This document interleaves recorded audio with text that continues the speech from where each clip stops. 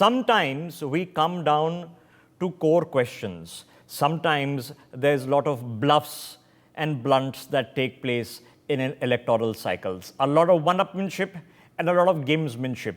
It's all done to have a conversation with the people so that they can set their priorities. Sometimes we get sucked into them in just the bluff and bluster, but sometimes we can distill them into the core questions. Now here we have an ironic situation. For the better part of a decade, the Congress Party has repeatedly reminded us that India has a parliamentary form of government, that no one leader decides the fate.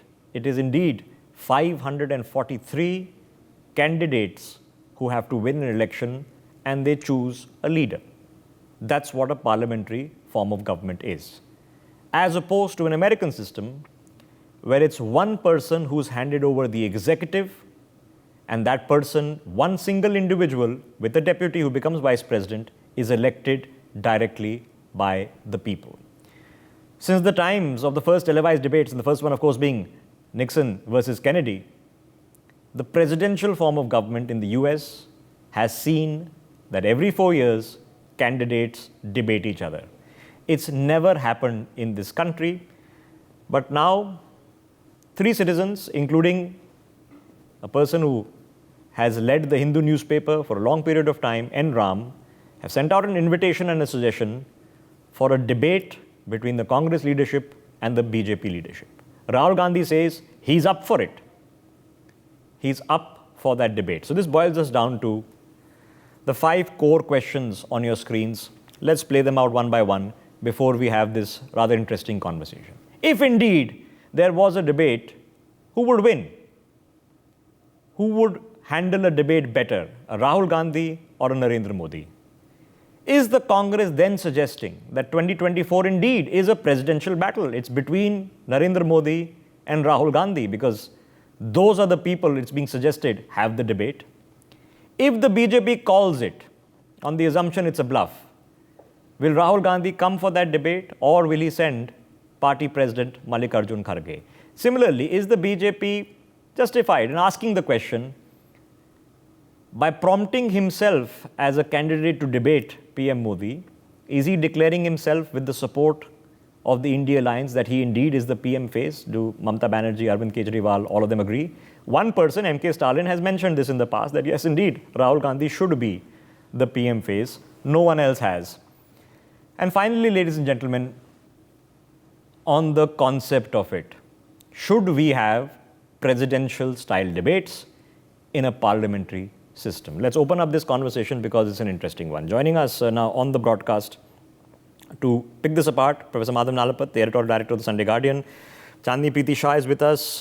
Jimsa Abraham is with us. Manasvi Thapar also with us. Professor Nalapat, let me begin with the premise. Now, who doesn't like a good show? There was a lot of conversation recently between Mark Zuckerberg and Elon Musk having a wrestling match together. It created a lot of buzz and it went nowhere. I'm sure some mind has been applied by the Congress when they said, yes, we are up for this, we want to do this. What do you think the logic of it is? Look, first of all, a debate of this kind is never going to take place during this Lok Sabha poll at least, for a simple reason that the BJP plank is very clear. TINA.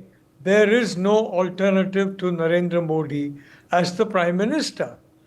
And if there is no alternative, that obviously means there is no question of him debating any other individual as the Prime Minister. It's a TINA factor at work. Secondly, your very interesting questions that you have raised. The fact is, whether it be Jawaharlal Nehru or Indira Gandhi, especially Indira Gandhi, Nehru had a huge, the weight of the Congress party very substantially behind him.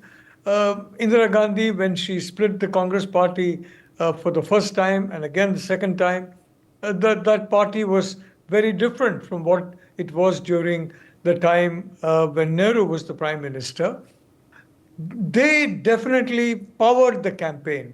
And today, and from 2014, the 2014 campaign was basically won by the BJP on the clear understanding that Narendra Modi would be the Prime Minister of India. 2019 has been won on the same basis, and 2024 is being fought on the same basis. So you're saying it's a parliamentary system, yes, but it has a presidential edge to it in terms of the question of who's the leadership. Okay. Now, here is where the question comes: who is the option for the opposition? And Rahul Gandhi is trying to move into that vacuum by basically, issuing this kind of a challenge and trying to equate himself with Prime Minister Modi in the expectation that this will advance his claim to be the leader of the INDIA bloc. Well, Stalin has said for time that yes, he is the leader. Obviously, he would like to be the leader, as would his family. But the point is, it's not. That's not at all. That's not at all accepted by people. Now, he wants to be the unquestionable, unchallenged face of the opposition to Narendra Modi. And this is part of that campaign. Yes, I am ready to debate. Okay. Professor Nalapat, I have to ask you before I bring the others in. The problem was once considered that the Congress party does not desire for this to become a face-off between a Rahul Gandhi and a Narendra Modi. Many people would say that many congresspersons would certainly feel this, that that's where the problem lies, that it is that face-off that actually hurts the party rather than benefits from it. But a judgment call, therefore, has been made that exactly that is now being actively sought. We want to seek a projection of a Rahul Gandhi versus a PM Modi. Why would that thought process have changed?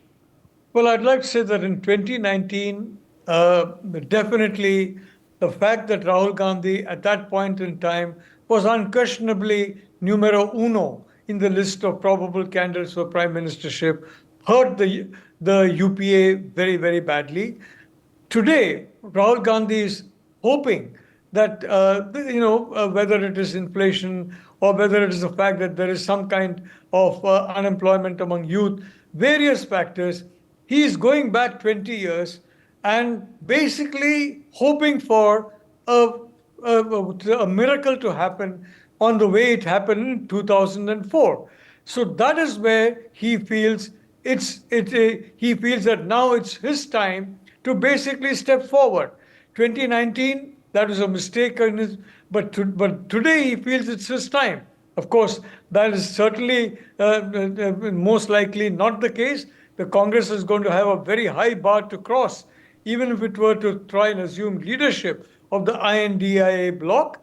But the reality situation is that Rahul Gandhi is honestly of the view, and I have heard this from people who are close to him, that 2004 can be repeated 20 years later in 2024, and hence this open challenge that let's debate, when the reality is there is never going to be that kind of a debate, because the BJP is saying there is no alternative, and the entire country, if the voters agree with that, well, then the question is that there is no question.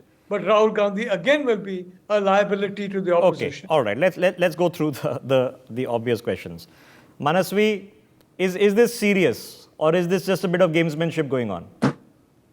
It's not serious. It's not at all serious. I don't think that can be serious. The Constitution does not talk about it. Although we have become a quasi presidential form of election, wherein people rarely know who the local leader is going to be, who the Lok Sabha leader is going to be. But thankfully, there is local representation, which actually happens in the parliament. But we are already a quasi-parliament, quasi-presidential form of election. And this move gives that early optical advantage to Rahul Gandhi when he says that I am ready for it. Though he's ready, he's not ready. Mallikarjun Kharge is ready or not ready. But the fact is that early advantage is with Rahul Gandhi, and this is good for them is because this suddenly comes up from some of the great citizens of our country. They say that there has to be a one-on-one between the Prime Minister and Rahul Gandhi. So when this opportune time came to him and he says yes, what happens is since he's on the losing end, since he's not in power, so he would be all the more eager to do that. And while the Prime Minister has only given one-on-one interviews since last 10 years, he has not been on a debate. He's not have that kind of an exposure. He has kept himself away. So this, if he comes out, he's a great orator. If he comes out, it would be a new thing in the Indian politics. But I don't think so that's going to happen, because Prime Minister since last 5 years have what he has done is the level of criticism he does for Rahul Gandhi, apart from this election time, he has given that criticism to his young leaders, to his young union ministers who were a nobody few years back. Let you guys criticize Rahul Gandhi that I am no match to him. Let the youngsters, a new MP would come up and say that Rahul Gandhi is a nobody. So that criticism level, the criticism is the same, but the level of person have just been reduced. So this is what he wanted to do. So I don't think on a fair point he's going to come out, because when he comes out, and Rahul Gandhi would be much more better prepared than Narendra Modi would be. Why? Because he's in the opposition. He has had different kind of understanding which Prime Minister has not had. And further, he has not been in debates. Prime Minister has not had. So you're saying no, Rahul would actually do a good job in a debate. A lot of people might have heard his speech in Cambridge. When he does speak out in a non-political platform, not necessarily a political platform, and you can judge for yourself. And I'll let viewers make a judgment call on who is the person who will be able to connect with an audience better, who will be able to make his point better. So Prime Minister, so when it comes to single oratory, I have seen Prime Minister doing a better job when he's well prepared and everything. But when there is a debate happening, I have not seen my Prime Minister sitting on a debate. All right. I'll put the caveats out there, ladies and gentlemen. There is a parliamentary process in which debates take place all the time. Some of them indeed would be scripted from both sides. Many of them have to be responded to on the fly, but we'll let you make a judgment call that even in Parliament, who has handled the to and fro better, if that is the closest we've seen so far, which is what a parliamentary system is supposed to be about. But I'm just curious about this. Then, Jimsa Ibrahim, we are assuming that this is not serious. Obviously, this is not going to happen, right? Certainly, it's not going to happen in this Lok Sabha poll cycle. So what is the thinking behind Rahul Gandhi even mooting this as a suggestion? Why would the Congress party say that we want to actually pitch it as a Rahul versus Modi battle? Well, thank you, Rishabh, for having me. Your question is very relevant. Why would Rahul Gandhi answer a call to be on a platform and debate with Modi? He is wanting to directly pitch the battle against Narendra Modi, take the bull by its horns, and make himself a viable alternative. The optics of it is humongous. It's like Narendra Modi asking in Odisha, can Patnaik recall the districts and the headquarters? So he has taken the first blood already. So even if Patnaik does not recall, or does indeed, in fact, recall, it is advantage Modi having asked that question. So this is much akin to that. Rahul Gandhi showing the gumption to have a debate one-on-one with the PM pushes him to a much grander stage. Yeah, but is it a bluff? Chandni, is it a bluff because he adds the caveat that either I or Kharge ji will go? So there are some caveats certainly that have been added which is unignorable. So hi Rishabh, hello everybody on the panel. Firstly, my thoughts about this is that Rahul Gandhi is desperate right now. He would do anything, and whatever comes in his way that he feels that this is going to help me out, and let me jump into this without giving it a second thought. The moment a few of the people wrote him the letter, they are all esteemed people, he jumped into it that either me or either Kharge ji would do it. But he directly challenged Narendra Modi that, is Narendra Modi ready? He did not say that I am ready to debate with anybody who would come from that side. I am ready to debate. You just keep me. I don't care who is on the other side. I know what I am good at and I know my points. Right. So he has not done that. He's like, I want to I want the people to see. He wants the people to see that, see, I have challenged Narendra Modi. Now Narendra Modi is not going to take my challenge. So, he's trying to show that, oh, I have an upper hand. So let me rephrase the question. Yeah, Chandi, there was a moment in Parliament, we all witnessed it live on television, where Rahul Gandhi walked across the aisle, and gave a awkward sort of a hug to the PM, who was a bit bamboozled at what he was doing. Now, I'm sure that was not unscripted. He didn't suddenly think that he's sitting in Parliament. Some thought would have been put that today I'm going to do this. Now, that was years ago. So did it play out well? Did it come across as a genius idea that, emphasize the message that, we stand for something different, we stand for love, they stand for hate? Did it play out well? So these ideas they've come up with, have they played out well in the past, which sort of sets up our conversation on this idea? See, moments after that, he also winked at his colleagues. So, the only thing that came better out of it is that he became a very good meme, a national meme, for the nation to share with and, do make jokes and fun of him. That did not do any good to him, of course. It was, that's what I'm saying. When you are involved into theatrics, and that too scripted theatrics especially, it does not turn out well for you. Now, when you talk about, the current topic, if we talk about, then, Rahul Gandhi, first of all, he ran away from Amethi. If you're talking about this, even Smriti Irani has given him an open challenge that you come, you talk to me, I'm giving you an open challenge. You come and debate with me on Amethi. He did not, he has not even uttered a word about it. Right? He does not, he just ran away to Rai Bareli. Now, when you see in Rai Bareli, he does not remember, Feroz Gandhi, his own grandfather, right? So जो अपने दादा को दादा नहीं समझते हैं, so a lot of politicians do theatrics. Yeah, a lot of the politicians do scripted theatrics. It's part of the process. It's part of how we understand it. That one can't grudge them for doing scripted theatrics. But Manasvi, let's then look at it, because you're convinced that actually no, in a straight one-on-one, he might even do a good job. The BJP says, on what regard? It's a question of auqat, let me put it brilliantly. Ke aapki kya auqat? Who are you? They are asking. Are you the prime ministerial candidate? Are people convinced that Rahul Gandhi is a prime ministerial candidate who is more than competent, therefore at a level to stand on a stage with Narendra Modi? See, BJP is very right to ask this, aapki kya auqat hai? But BJP, if we look in the last 10 years and last 11 years, when Prime Minister started his campaign to become the Prime Minister, he has always talked about Shehzada, he's always talked about Rahul Gandhi, his family and everyone. So, uski agar koi auqat nahi hai, so why since last 11 years, 10 years, he's the hottest topic for BJP? Agar ek bande ki koi auqat nahi, so why was the BJP so interested about Rahul Gandhi? Even if he lost Amethi, then also people talked about him.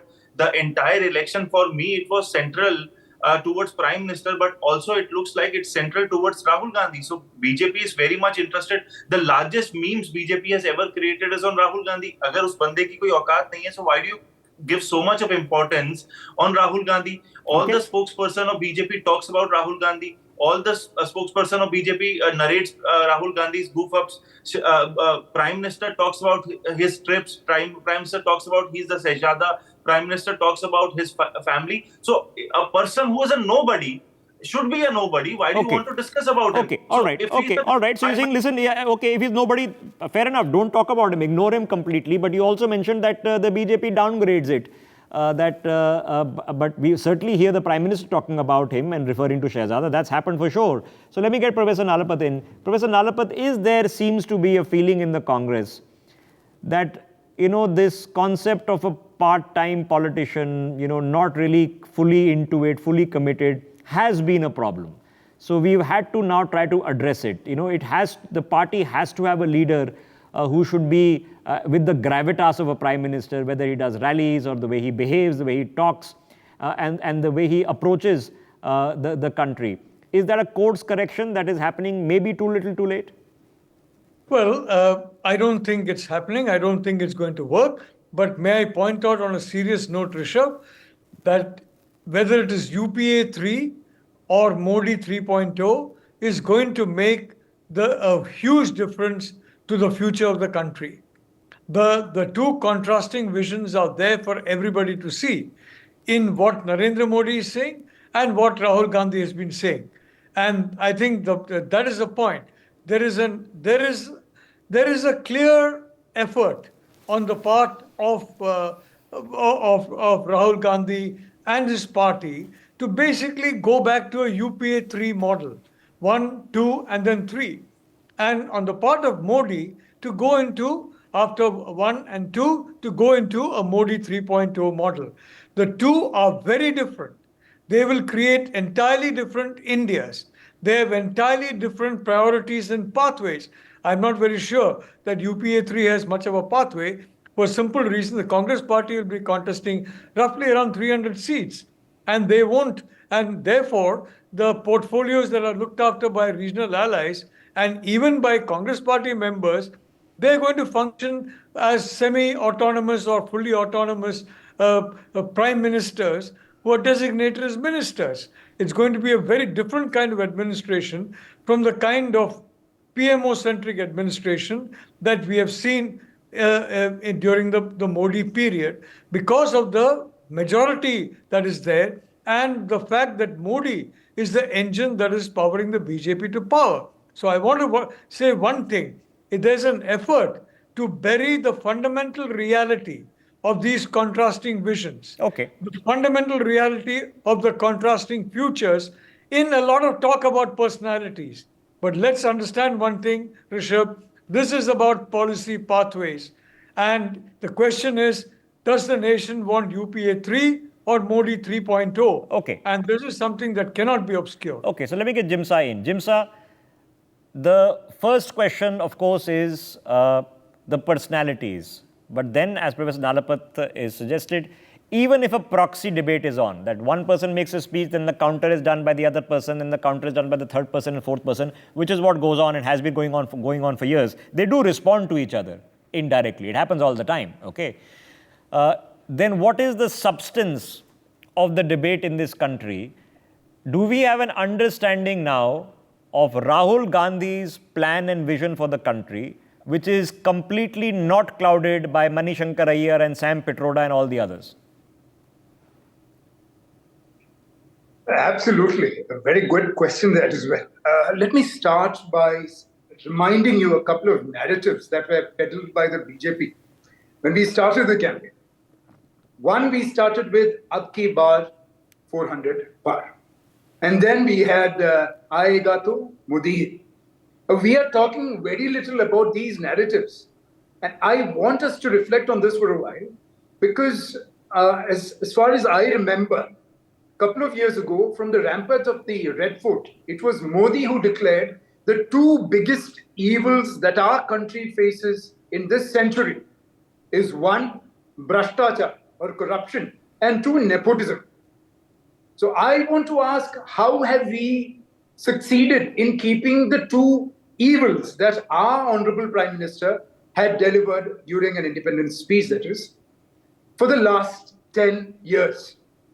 So when it comes to Bhrashtachar, we have seen personalities like Himanta Biswa Sarma and others, a lot others. You had Ajit Pawar, you had Ashok Chavan, all these people who were accused of thousands of crores of corruption, now firmly saddled with either the BJP or one of its allies. And then you had nepotism. Now, if you look at a couple of dynasties within the BJP, you have Amit Shah's son, you have Vasundhara Raje's son, you have Rajnath Singh's son, you have B.S. Yediyurappa's son in Karnataka, firmly in the saddle, taking call of shots. So okay, all right. Okay, so you're saying, okay, there are two. Yeah, finish your thought. If this was a vision that was enforced or seen by Modi 10 years ago, how far have we come in that regard? All right. So now that you've said it, let me just distill that. Amit Shah's son is obviously not in politics. He's in the BCCI. Now, you can argue that the BCCI has a lot of politicians, but that's not a political post. The BCCI is a private body. So there is no politics there. Now, I can't predict whether he eventually ever come into politics or not. Narendra Modi, in the case, doesn't have a brother, family, a member, cousin, or children to bring into politics. Himanta Biswa Sarma, I don't know what charges you're referring to. Certainly, Ashok Chavan has faced charges in the past. It's for the government to answer why there were so many scams and hardly anybody was convicted That for sure is a track record that one doesn't know that there were so many scams in 2014 or pre-2014, why nobody was convicted. The government says they've actually cut off 2.5 lakh crores in money being pilfered from the system in just the past few years. So I put the caveats out there. Now let me get Chandni ji into this. Chandni ji, what is then the premise of the ideological conversation? Do we have an understanding of what Rahul Gandhi stands for, which is not clouded by what Manishankar Iyer stands for, which is let's talk to Pakistan, or Sam Petroda stands for, which is, this is what South Indians look like and, we should do inheritance tax, even while I am an American citizen telling you how you should run your country. Is it Rahul Gandhi's own vision that we can clearly see somewhere? Is there a vision that Rahul Gandhi has? Firstly, I have a question about that. I mean, I don't see any vision. The only vision that Rahul Gandhi, the Congress, and the entire INDI bloc has is, somehow, some way, we want to defeat Narendra Modi. That is their only mission. All right. Their manifesto, you see, there is nothing that is there for the nation. You have declared that you'll give 1 lakh rupees to every, women in the household, and then one of their MPs come and say, "Do bibi hai to 2 lakh milega." This is the kind of vision that they are having, without any calculation of how much of financial burden that will put on the country. No, there is no layout, there is no map about that, there's no blueprint about it. It's all just big words, nothing else, big promises. Number one. Number two, is Rahul Gandhi a PM candidate for the INDI bloc? No, not at all. None of the people have unanimously told till date that yes, we choose Rahul Gandhi as the PM candidate for INDI bloc. Yesterday itself, I guess KCR, Mr. KCR was the one who said that if there is a prime ministerial race, I'm also one of the candidates in it. I also want to run for that. When Arvind Kejriwal, he came out on interim bail, all the limelight went to him. That as if he is the face of INDI bloc. Okay. So who is the actual face of INDI bloc? So there is no vision. Okay. There so we are out of no time. Let me that the INDI bloc is giving. Let me then underline this. Ladies and gentlemen, no such debate is going to take place. We can be pretty reassured that in the next 3 weeks, a debate like this is not happening. So what's it boiling down to? What's the gamesmanship that is taking place? The gamesmanship is this: that the Congress party, which itself does not declare, repeatedly asked, itself does not declare Rahul Gandhi as the PM face. There has been one ally in MK Stalin who has in the past and again called him a PM face, nobody else has. But clearly there is a need being felt within the Congress that for order, since Priyanka Gandhi is not contesting, for order for them to have a reasonable chance, they have to elevate the gravitas of a Rahul Gandhi. Have they been successful is an open question. We'll find out shortly. But I'll leave you to judge. There are debates held in this country in which the best of the best, the senior most of the senior most, or the elected people who win the votes have a chance to do a to and fro. They happen in Parliament for weeks and months every year. You would have witnessed some of them in that track record of 10 years of having heard Rahul Gandhi debate in Parliament and Narendra Modi speak and debate in Parliament. Who do you think has done a better job with greater clarity? We'll leave that judgment call to you. For more such videos, subscribe to the NewsX YouTube channel, hit the bell icon.